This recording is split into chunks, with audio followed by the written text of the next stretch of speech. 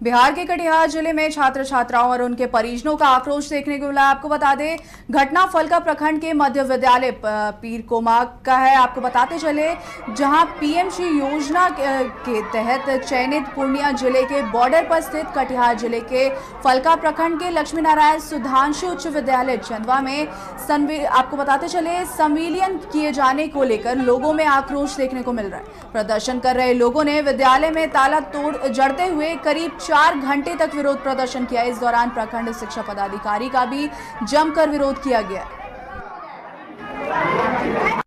School में school का जो हुआ था पीएम श्री योजना के तहत doctor L Sudhanshu high school का चयन किया गया है भारत सरकार के द्वारा। उस योजना के तहत जो हुआ था कि जो निकटतम स्कूल है उससे उसको टैग किया जाए। मिडिल स्कूल जो है निकटतम 6, 7, 8 की पढ़ाई को व्यवस्थित ढंग से कराने के लिए वहाँ पर उस स्कूल को शिफ्ट कर दिया जाए। उसी के आलोक में डीओ साहब का पत्र निर्गत हुआ था। तो उस पत्र निर्गत हुआ, उसी के प्रति अभिभावक आक्रोशित हो गए कि बच्चे को दूर जाना पड़ेगा। पहुँच जो चंदवा हाई स्कूल है छोटे बच्चों की पहुँच से बहुत दूर है। ऐसी स्थिति में उनका पढ़ाई लिखाई प्रभावित होगा। तो इस चीज़ को हम लोग डीओ साहब के संज्ञान में दिए हैं और उस पर हम लोग निर्णय लेने के लिए उनसे कहें कि क्योंकि गलत निर्णय है, निर्णय सही नहीं है, तो इस पर विचार करने के लिए वो लिखेंगे वहाँ से। हम लोग यहाँ से मोकामा प्रखंड के दरियापुर गांव में एक दिल दहला देने वाली घटना सामने आई। आपको बताते चले, गंगा नदी में स्नान कर रहे 5 युवक डूब गए, जिसमें से 3 की मौत हो गई है। मृतकों की पहचान मोहम्मद मिराज, मोहम्मद इब्राहिम और मोहम्मद आमिर के रूप में हुई है। ये तीनों एक ही परिवार से हैं और बाहर रहकर काम करते थे। वे अपने गांव में एक शादी में शामिल होने आए थे। ग्रामीणों का आरोप है कि नदी में बालू की अवैध कटाई के कारण यह हादसा हुआ है। इस घटना में आपको बताते चले, गांव को मातम में बदल दिया है। वहीं हादसे के बाद लोकल गोताखोरों ने तीनों युवकों की लाश बरामद की है।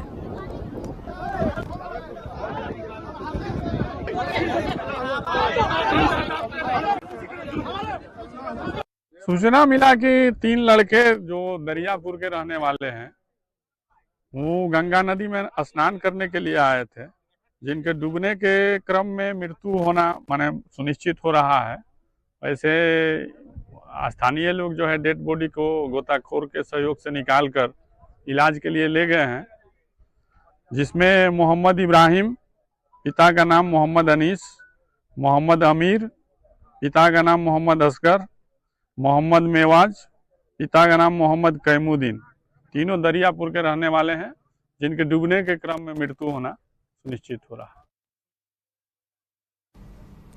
इस खबर में ज्यादा जानकारी के लिए हमारे साथ विकास जुड़ चुके हैं।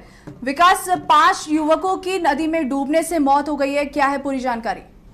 नहीं, देखिए 5 लोग गंगा स्नान करने गए थे, जिसमें 2 लोग बाहर निकल आए हैं, लेकिन 3 लोगों की गंगा नदी में डूबने से मौत हो गई है। पूरी घटना मोकामा प्रखंड के दरियापुर पंचायत की है, जहां एक ही परिवार के लोग शादी समारोह में पहुंचे थे और गंगा स्नान करने लोग गए हुए थे।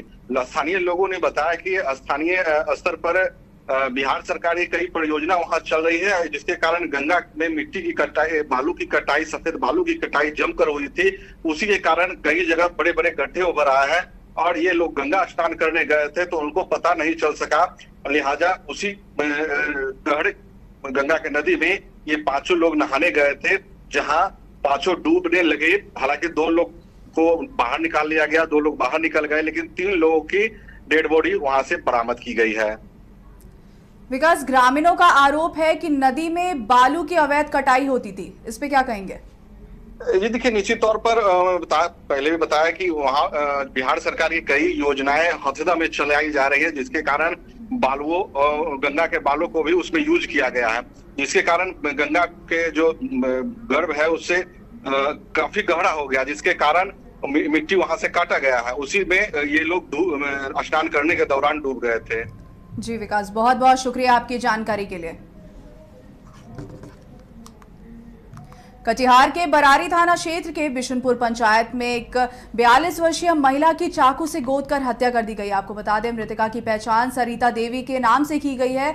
बताया जा रहा है जो रात्रि में अपने घर के बरामदे में सो रही थी, जहां उसकी हत्या कर दी गई। महिला के परिजनों की माने तो आपसी विवाद में ही उसकी हत्या की गई है। घटना के बाद कटिहार के एसपी वैभव शर्मा ने भी घटनास्थल का दौरा किया है और जल्द से जल्द अपराधियों की गिरफ्तारी की बात भी कही है। उन्होंने कहा है कि एफएसएल की टीम भी मौका वारदात पर पहुंच चुकी है। परिजनों के लिखित आवेदन पर अपराधी को चिन्हित कर उनकी गिरफ्तारी के लिए लगातार छापेमारी कर रहे हैं।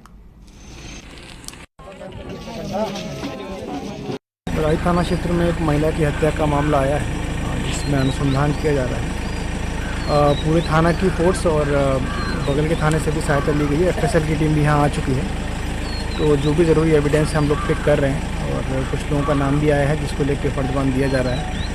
तो जितने भी नाम आए हैं, जो भी संदिग्ध हैं, उन लोगों के ऊपर अनुसंधान किया जा रहा है और जल्द ही जो भी इसमें संलिप्त पाया जाए।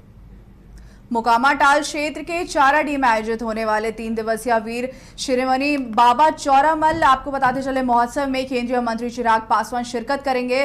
12 अप्रैल को चिराग पासवान बाबा का दर्शन कर भक्तों को संबोधित भी करेंगे। केंद्रीय मंत्री के आगमन को लेकर सांसद अरुण भारती ने आज चाराडी का दौरा किया और तैयारियों का जायजा भी लिया। आपको बताते चले अरुण भारती ने कहा है कि इस साल केंद्रीय मंत्री के सौजन्य से बाबा भक्तों के सम्मान में भंडारे का भव्य आयोजन किया जाएगा। उन्होंने आगे बताया कि चिराग पासवान के आगमन को लेकर उनके समर्थकों का उत्साह चरम पर है।